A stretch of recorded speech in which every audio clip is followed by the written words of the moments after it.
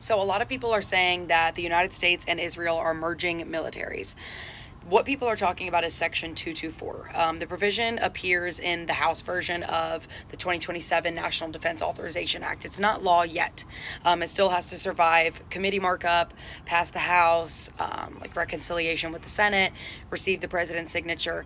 But I think we should talk about what it is and what it's supposed to do. So Section 224 actually is merging the United States and Israel at the level of defense technology, like military development and like the defense industry itself. It's calling for joint research, joint weapons development, joint production, shared military networks, shared data, interoperable systems, combined program offices, long-term institutional cooperation amongst the United States and Israel militarily. So, for obvious reasons, people are upset because it goes beyond simple partnerships. AIPAC and other supporters are saying that this is simply just the next step in an already close relationship between the United States and Israel. But from a non-biased standpoint, no matter what your opinion is on this, it is the institutional integration of America's defense industrial base with a foreign government. Now let's talk about the dirty stuff. This is the stuff you want to hear. This is what you waited for. Who's involved with this?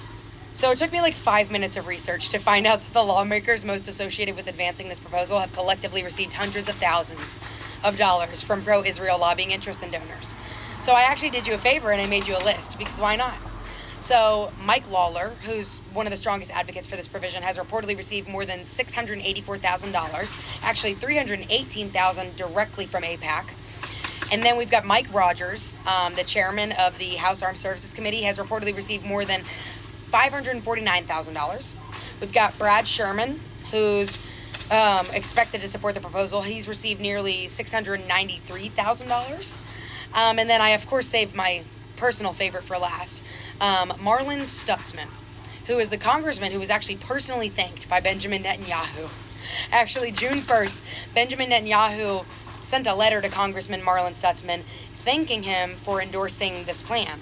And it's important to give you a direct quote.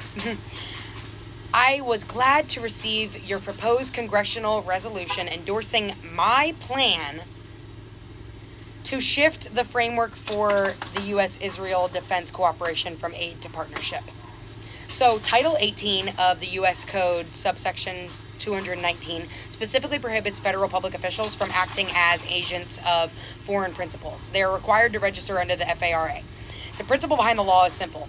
American officials are supposed to represent American interests, not the interests of foreign governments. So I actually saw a supporter of 224 say that it's similar to alliances like NORAD and other like international partnerships that the United States already has. So the issue I have with that is Canada is our neighbor. Israel is our parasite. It's quite different. Israel has no mutual defense treaty with the United States. Israel's not a NATO member. Israel's not a part of the National Technology and Industrial Base. But Section 224 would grant Israel a level of defense industrial integration that exceeds what America offers some of our closest treaty allies. This isn't being proposed with Canada. This isn't being proposed with Britain. It's not being proposed with Germany, Japan, South Korea. It's being proposed with Israel. A government currently engaged in genocide in the Middle East. Human rights organizations, international legal experts, numerous governments have said that Israel is committing genocide in Gaza while simultaneously escalating war and regional tensions quite literally everywhere.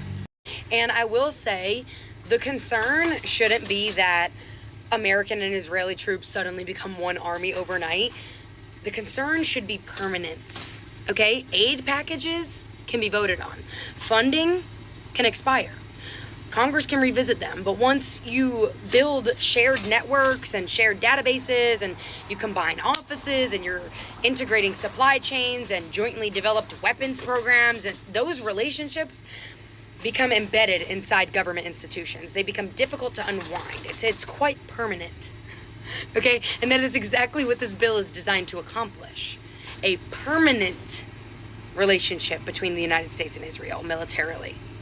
And the biggest concern I feel like I don't see being addressed, and this is where I'm going to close the video out, transparency. You should be terrified, because today Americans understand military aid because it requires public appropriations, like public votes. Section 224, like this merging would move much of the relationship into like private channels, like private acquisition channels, technology partnerships, bureaucratic structures that the public doesn't have access to. It would be far less public attention and oversight. The argument against it should be simple. Like, why is the United States moving towards unprecedented integration with a foreign state that sits outside of our normal alliance structures? Why is this happening with so little public debate? Why are we institutionalizing a relationship that future Congresses may struggle to reverse? Why does it appear that the Israeli government itself is actively encouraging this transition? Benjamin Netanyahu called this his plan.